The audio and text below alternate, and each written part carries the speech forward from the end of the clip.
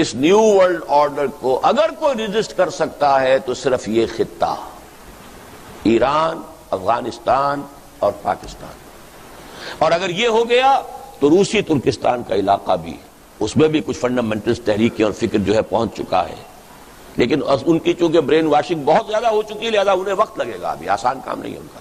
مجھے بتایا گیا، میں تو ٹیلی ویژن نہیں دیکھتا، B B C television نے میرے کسی خطبہ جمعہ کے حوالے سے یہ بات کہی ہے، a danger signal for the West, میری اسی تجویز کو کہ ایران، پاکستان اور افغانستان کا ایک بلاک بننا چاہیے. انہوں نے کہا it's a red signal for the West, danger signal for the West. یہاں کے لوگوں کے کانوں پہ جو نہ ہل رہی ہو انہیں معلوم ہو جاتا ہے کیا میری حیثیت ہے، میری کوئی جماعت ہے، مٹھی بھر لوگوں کی ہے، کوئی حیثیت نہیں ہے میری، لیکن جو بات میں کہہ رہا ہوں اس کی جو اہمیت ہے وہ ان کو معلوم ہے. ایران کا گھیراؤ ہو رہا ہے، ٹارگٹ نمبر 1 ہے. کسی بھی روز آپ سنیں گے کہ کوئی سٹرائک ہوا ہے اور اس کی جو بھی ایٹمک انسٹالیشنز ہیں وہ تو پہلے بات میں ختم کر دیں گے. اوپنلی انہوں نے اپنے بجٹ کے اندر $20 کروڑ کی رقم جو ہے، اوپنلی کوئی ڈر نہیں ہے اب انہیں. بائی پولر ورلڈ تو ہے نہیں، یونی پولر ہے، ہم ہی ہم ہیں. I am the monarch of all I survey. تو سچ بولنے میں کیا برائی ہے؟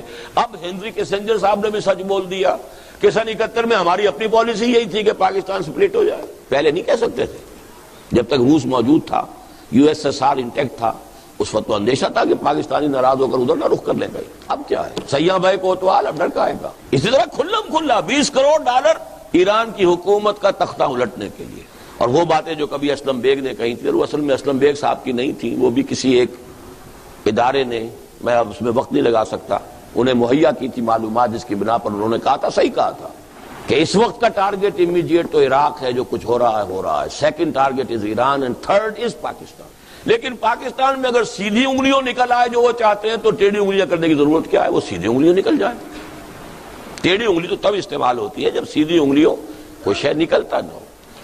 اور مجھے تو سخت ایک دفعہ تو کپ کپی سی طاری ہوتی ہے، اگر یہ شیعہ سنی مسئلے کی مفاہمت کی کوئی صورت نہ بن سکی تو کٹر سنی حنفی مولویوں کی حکومت افغانستان میں اور کٹر شیعہ جعفری فقہ ایران میں، اس سے بڑا ٹکراؤ کوئی ہوگا؟ امریکہ کو اور کیا چاہیے؟ اور پاکستان میں تو ہم اسلامی انقلاب سے دور تر ہوتے چلے جا رہے ہیں بحالات موجودہ، جو بھی حالات اس وقت ہیں. We have to be realistic.